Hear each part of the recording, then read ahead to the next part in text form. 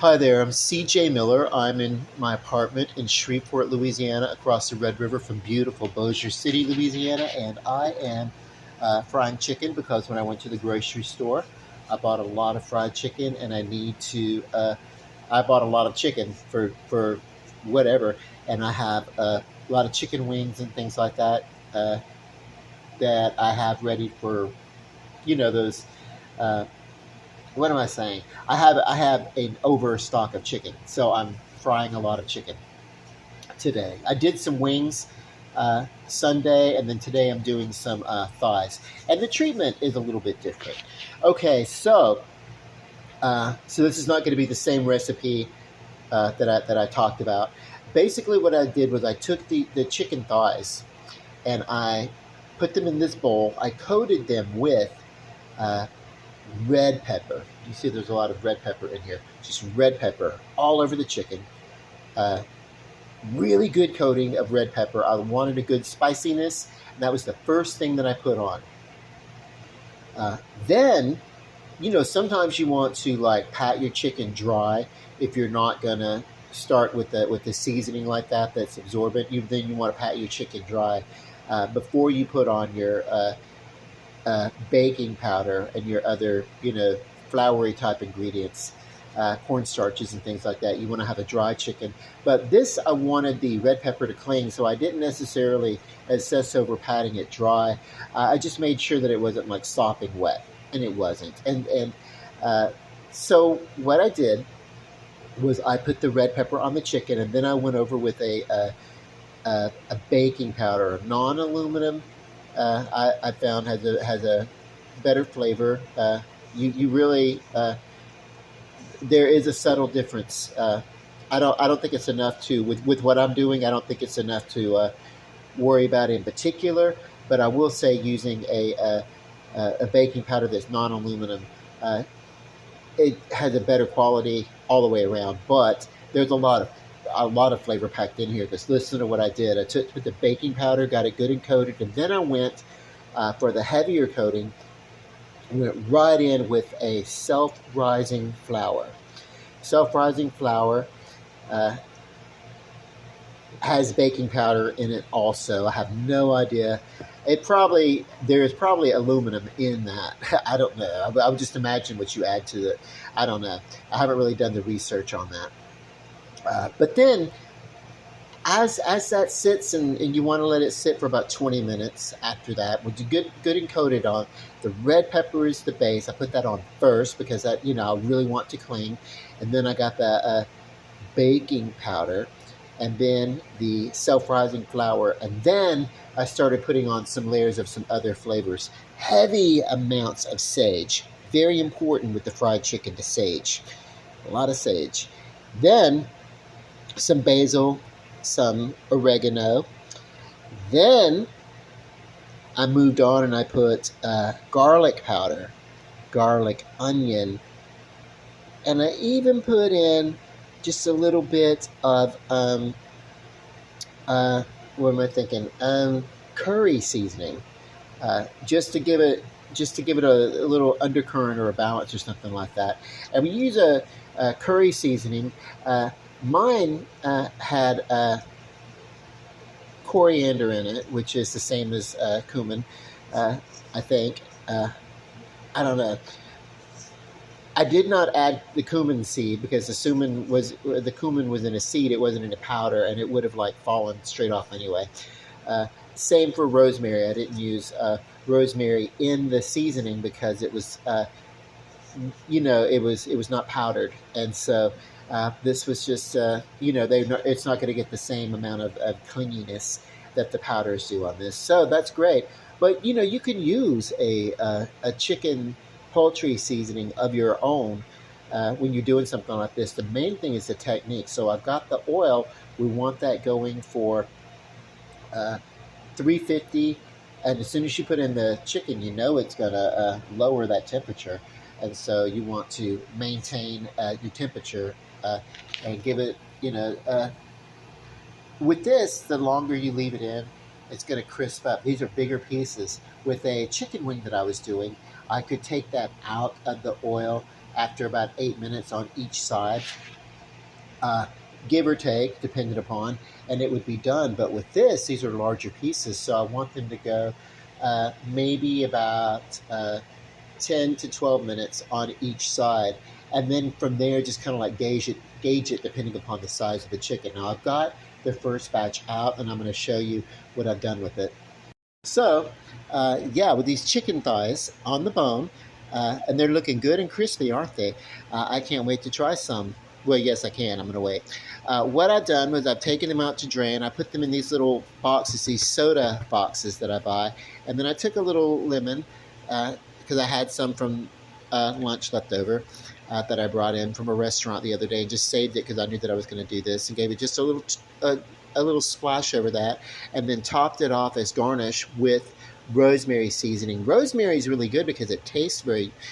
It's very aromatic, as much as sage is, and it also is like tarragon also, and much like tarragon is. Um, Rosemary is a natural antibacterian, so that's really, really great. Now, I'll tell you a little story while I'm waiting for this other batch of chicken to come out. I was in a relationship some time ago. I was in a long-term relationship, and we went over to the same couple's house for dinner a few times a week. It was really great. And I remember, and the guy who made the meals and everything, the one half of the couple that was kind of like he was a very accomplished person in his own career, but he also was the consummate host, and for that, the cooking in the kitchen and everything like that. So he worked his ass off between work and then this. So anyway, the cooking that he always did.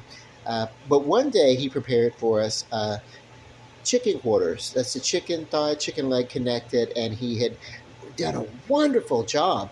But his partner became enraged, offended that he would be presented with cheap dinner, cheap food, cheap like this, like it was suitable for the garbage as far as he was concerned. And I was like, oh my God, and his very outward reaction in front of company too. I mean, this was a full-on tantrum that you would expect from a little child, Well, the husband, to finish the story out, the husband went to KFC and bought him some chicken breast. It was still on the bone, so it wasn't the fact that it was on the bone. It was the fact that it was, I don't know, that the leg quarter was not separated from the thigh. I don't know what it is, but that's just sometimes when people are very stressed, and everybody's got their idiosyncrasies, and to express them, you can express them in a way that's not I don't know. I remember that's the reaction that I used to have when people used to try to trick me, because I was a picky eater, and they'd always try to hide food that I didn't want within my mashed potatoes or something like and I took it as like a solid offense, and that went on all my life. Like, later on, my taste matured and changed, but it happened on my own pace, and probably would have happened sooner if people would have let me come to my own experience instead of trying to force me. That people were always trying to force me to, here, let me sneak a mushroom into this or something, where, and it's like, oh my God, if you're not gonna, if you know that I don't like something, but you're gonna try to spike my meal with it that I don't like, yeah, I didn't care for that. But this was different. This man just, a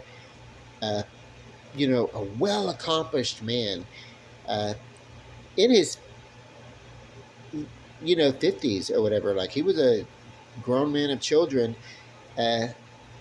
with the divorce behind him and a newly, relationship with the man. This man advocated coming out of the closet and everything like that in the face of the South, which was really kind of cool. Great guy, very well respected within the community, But at home, this man was flipping his lid over this chicken.